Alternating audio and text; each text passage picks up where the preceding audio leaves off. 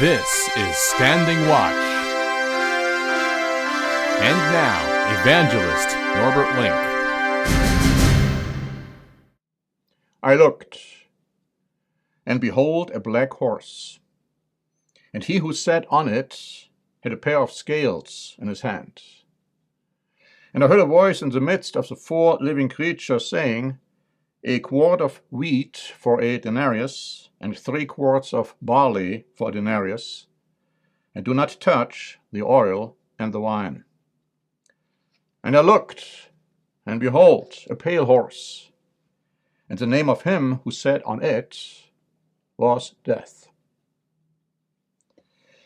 These last 2 horsemen of the apocalypse, as described in the book of Revelation in the 6th chapter, symbolize famine and disease epidemics. And Christ confirmed this. For instance, in Matthew chapter 24, when he predicted there will be famines and pestilences. And he called that the beginning of sorrows.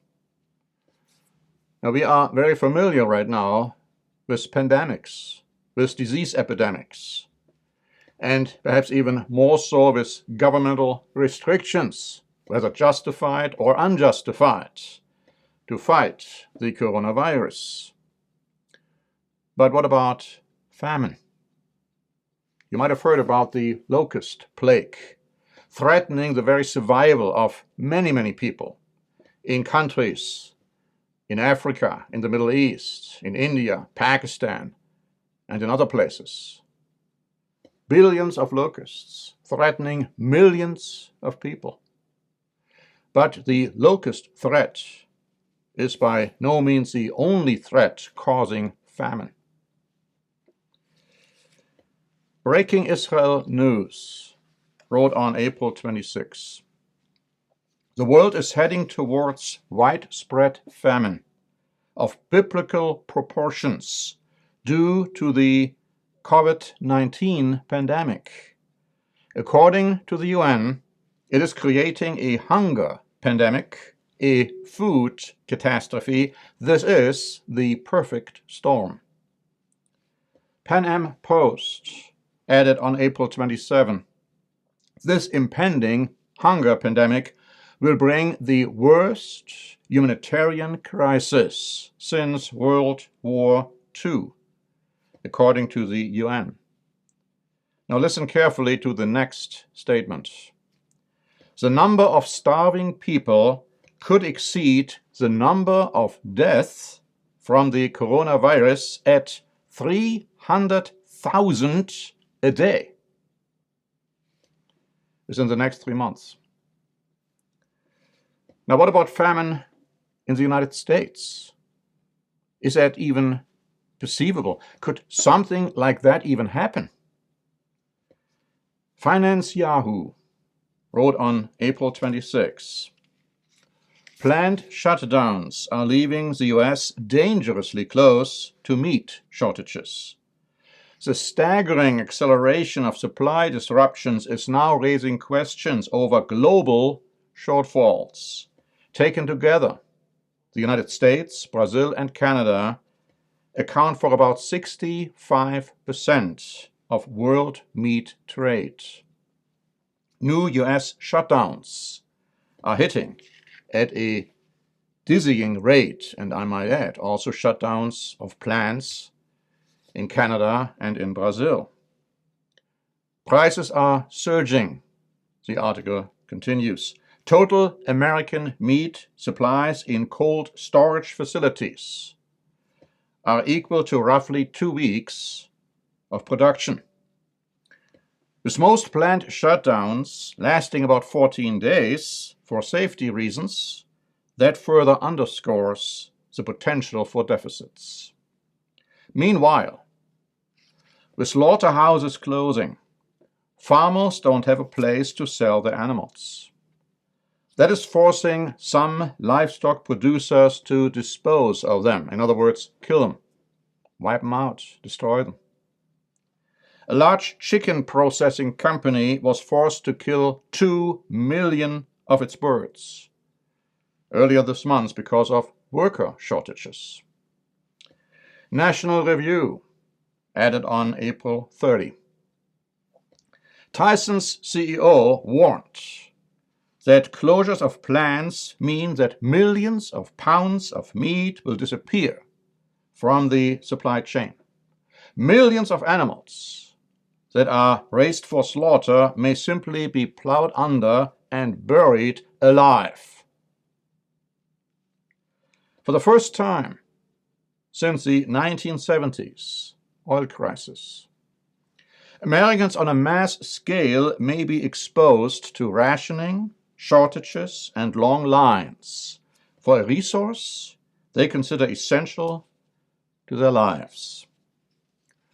But it's not only meat we are dealing with here, a shortage of meat. Politico wrote on April 26, tens of millions of pounds of American-grown produce is rotting in the fields. Images of farmers destroying tomatoes, piling up squash, burying onions, and dumping milk shocked many Americans who remain fearful of supply shortages. At the same time, people who recently lost their jobs lined up for miles outside some food banks, raising questions about why there has been no coordinated response to get the supplies of perishable food to more people in need. Many growers have no choice but to trash excess food or leave it in the fields because the cost of picking, packing, and storing the crops would only put them further in the hole. Crops are being abandoned on an unprecedented scale. The scale of produce waste is staggering.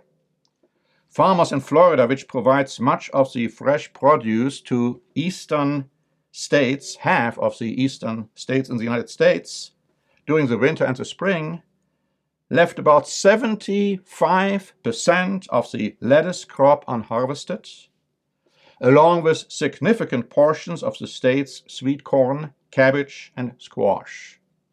Up to 250 million pounds of tomatoes could end up left in the fields. About 5% of the country's milk is currently being dumped. This, my friends, happens when man, in a misguided zeal, is trying to solve a problem by causing more problems. And all of this is just the beginning of sorrows. Can we see how quickly biblical prophecies about famine, disease epidemics, and frankly, the end of this present age can come true? How quickly that can happen. We have prepared a free booklet. It's actually the second edition already on the book of Revelation. I would ask you to please request a free copy. This booklet goes into the prophecies of the Bible for our times in much more detail. It's going talking about the four horsemen of the apocalypse, but also about many other things. You need a copy of this, because it will show you not only the bad news, which we are already experiencing today, and of course events which will get much, much worse, but it also talks about the good news. The fact that Jesus Christ is coming back to this earth soon to make an end to the terrible incompetency of man trying to rule others. And he will set up the kingdom of God, the government of God here on this earth. And then we will have utopia, but not prior to that time. Thank you very much for listening. This is Norbert Link for the Standing Watch program.